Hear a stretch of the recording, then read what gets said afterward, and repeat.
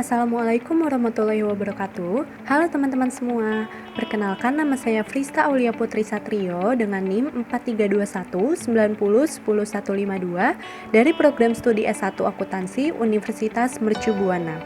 Pada kesempatan kali ini, saya akan mempresentasikan suatu topik permasalahan mengenai otonomi daerah dan juga percepatan pembangunan di Indonesia terkait globalisasi ekonomi. Video ini ditujukan untuk memenuhi tugas besar 2 mata kuliah Perekonomian Indonesia dengan dosen pengampu Ibu Wita Hoirunisa, SEMAK. Pada pembahasan yang pertama, saya akan menjelaskan mengenai materi di CPMK 4 dengan tema otonomi daerah. Pertanyaannya yaitu, masalah apa saja yang timbul akibat dari otonomi daerah dan kebijakan apa yang dilakukan dari pemerintah pusat guna mengatasi masalah tersebut. Berdasarkan data yang saya dapatkan, disebutkan pada Undang-Undang Nomor 32 Tahun 2004 yang diamandemen dengan Undang-Undang Nomor 12 Tahun 2008 tentang pemerintahan daerah. Arti dari otonomi daerah adalah hak, wewenang, dan kewajiban daerah otonom untuk mengatur dan mengurus sendiri urusan pemerintahan dan kepentingan masyarakat setempat sesuai dengan peraturan perundang-undangan. Otonomi daerah secara harfiah berasal dari kata otonomi dan daerah. Dalam bahasa Yunani, otonomi berasal dari kata autos dan nomos.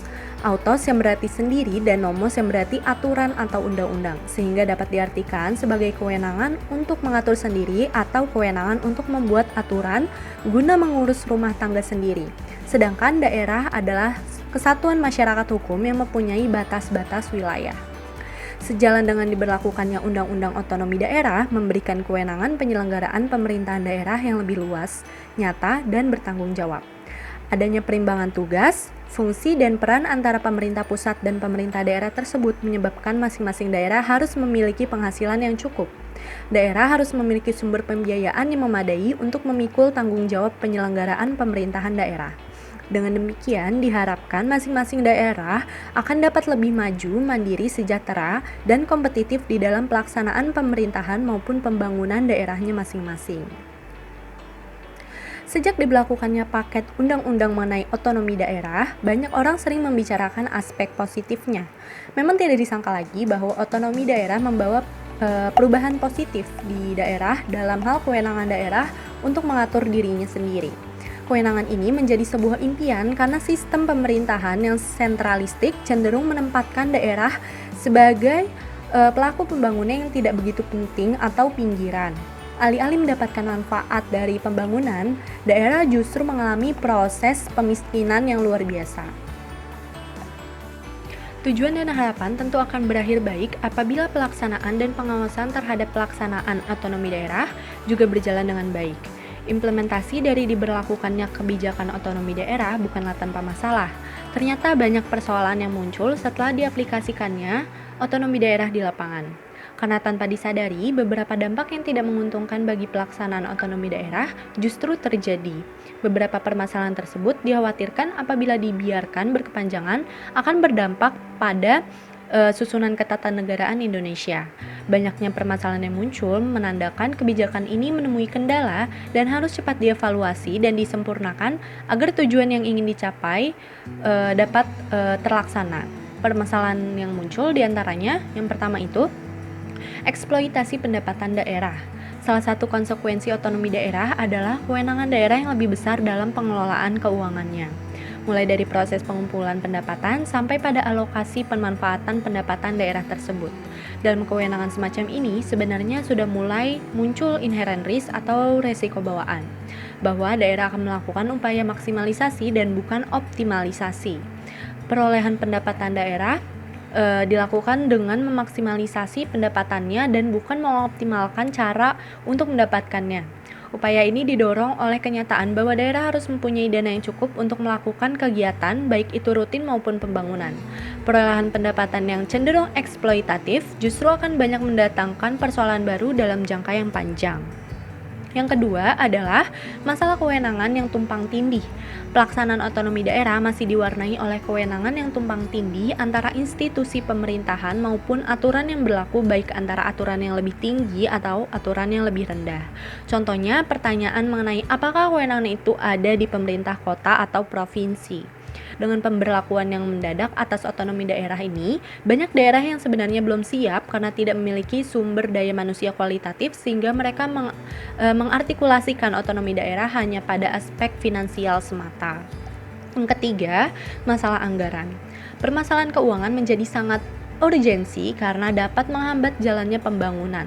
Sementara di pihak lain pemerintah daerah sangat lemah dalam menarik para investor agar mau menanamkan modalnya di daerah. Di samping itu pula ada persoalan kurang transparansi dan akuntabilitas pemerintah daerah dalam menyusun APBD yang merugikan rakyat, di mana paradigma penyusunan anggaran awalnya demi untuk kepentingan masyarakat banyak bergeser ke arah anggaran untuk kepentingan elit semata. Yang keempat, masalah pelayanan publik. Konsep pemerintah sebagai pelayan masyarakat masih rendah. Ini dikarenakan rendahnya kompetensi PNS daerah serta tidak jelasnya standar pelayanan yang diberikan. Kondisi SDM, aparatur pemerintahan masih banyak yang belum menunjang sepenuhnya terhadap pelaksanaan otonomi daerah. Berdasarkan data yang ada, hanya sekitar 20% pemerintah daerah yang mampu menyelenggarakan otonomi daerah dan berbuah kesejahteraan rakyat di daerah. Namun 80%-nya dinilai belum berhasil menjalankan visi misi dari program desentralisasi. Penyelenggaraan otonomi daerah yang sehat dapat diwujudkan melalui peningkatan kapasitas dan kompetensi yang dimiliki manusia sebagai pelaksananya. Penyelenggaraan otonomi daerah hanya dapat berjalan dengan sebaik-baiknya apabila manusia pelaksananya berlaku dengan baik dalam artian mentalitas, integritas maupun kapasitasnya berlaku dengan baik. Pentingnya posisi manusia pelaksana ini karena manusia merupakan unsur dinamis dalam organisasi yang bertindak atau berfungsi sebagai subjek penggerak roda organisasi pemerintahan. Oleh sebab itu, kualitas, mentalitas, dan kapasitas manusia yang kurang memadai dengan sendirinya melahirkan implikasi yang kurang menguntungkan bagi penyelenggaraan otonomi daerah. Yang kelima adalah masalah orientasi kekuasaan. Kebijakan otonomi daerah menjadi isu pergeseran kekuasaan di kalangan para elit daripada isu melayani masyarakat secara lebih efektif. Hal ini diwarnai oleh kepentingan elit lokal yang mencoba memanfaatkan otonomi daerah ini sebagai momentum untuk mencapai kepentingan politik dengan cara memobilisasi massa dan mengembangkan sentimen kedaerahan seperti putra daerah dalam pemilihan kepala daerahnya. Yang keenam yaitu korupsi di daerah. Fenomena lain sejak lama menjadi kekhawatiran banyak kalangan berkaitan dengan implementasi otonomi daerah adalah bergesernya praktik korupsi dari pusat ke daerah.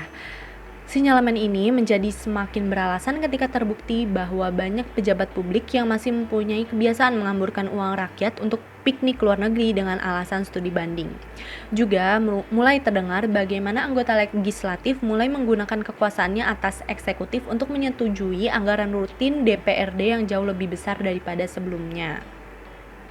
Kolusi antara bagian pengadaan dan rekanan sudah menjadi hal yang jamak. Pemberian fasilitas yang berlebihan kepada pejabat daerah juga merupakan bukti ketidakarifan pemerintah daerah dalam mengelola keuangan daerah. Hibah dari pihak ketiga kepada pejabat daerah sudah menjadi hal biasa yang tidak pernah direbutkan dari dulu. Pada intinya, masalah tersebut seterusnya akan menjadi persoalan tersendiri terlepas dari keberhasilan implementasi dari otonomi daerah. Untuk menyiasati hal tersebut, pemerintah semestinya bisa menempuh jalan alternatif selain intensifikasi pungutan yang cenderung membebani rakyat dan menjadi disinsentif bagi pemerintah daerah, yaitu yang pertama, efisiensi anggaran, dan yang kedua, revitalisasi perusahaan daerah. Posisi pemerintah pusat dalam penyelenggaraan pemerintahan daerah lebih bersifat melaksanakan fungsi standarisasi, yakni membuat sejumlah regulasi sebagai pedoman bagi daerah untuk melaksanakan pemerintahan daerah. Fungsi fasilitasi yaitu membantu daerah untuk melakukan kegiatan tertentu dalam hal daerah belum mampu untuk melaksanakan, dan fungsi supervisi yaitu melakukan pembinaan dan pengawasan terhadap jalannya pemerintahan agar sesuai dengan pedoman yang ditetapkan pemerintah.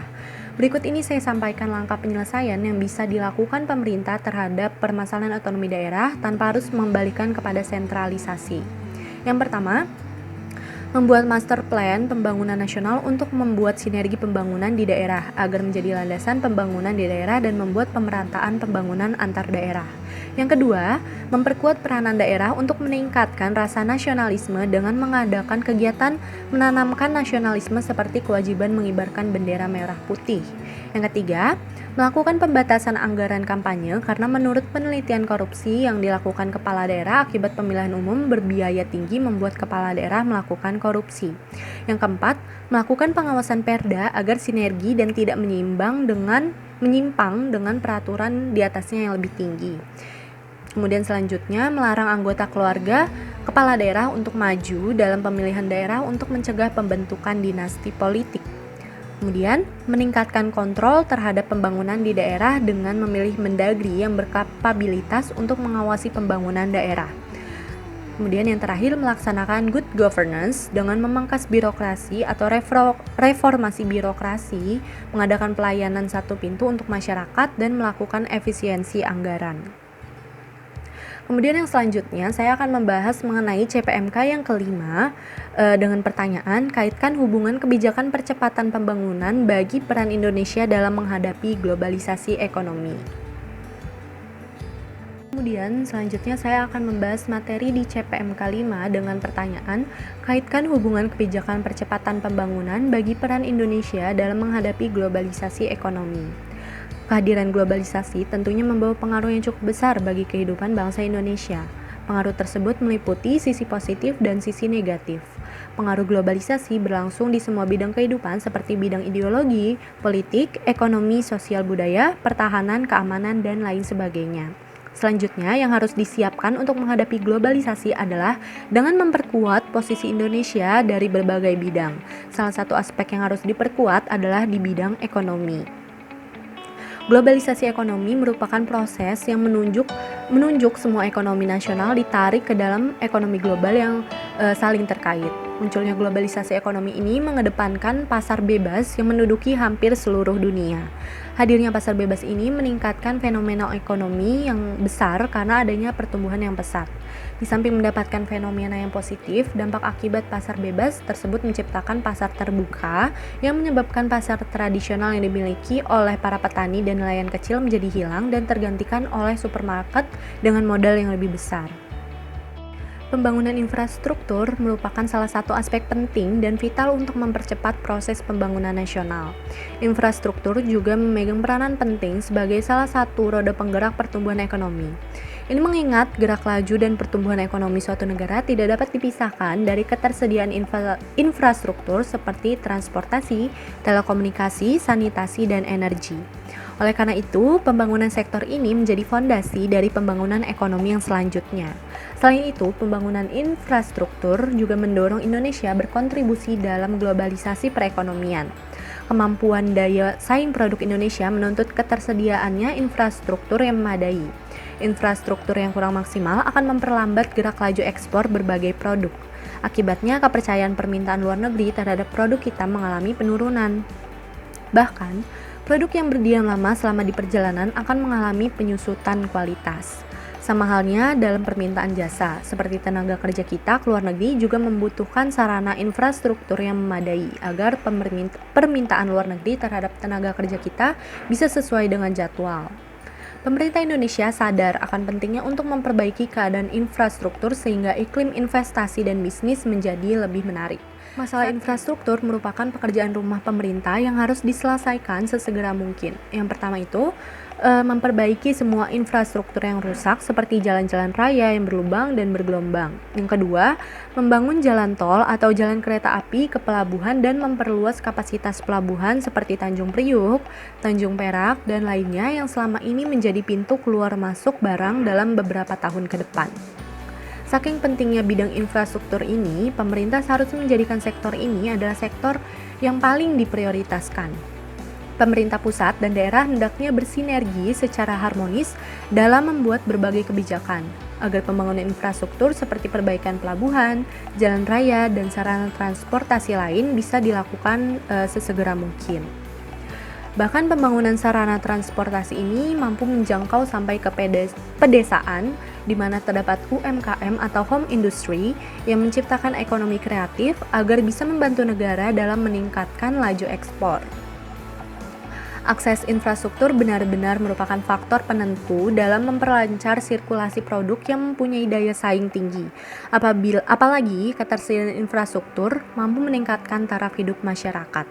Berbagai tantangan dan peluang pembangunan ekonomi yang kita hadapi diharapkan dapat memacu kita untuk lebih memanfaatkan momentum dan mengoptimalkan upaya dalam menjamin percepatan pembangunan infrastruktur agar dapat memacu berkembangnya sektor ekonomi produktif guna mengatasi masalah kesenjangan serta mempercepat terwujudnya kemandirian ekonomi.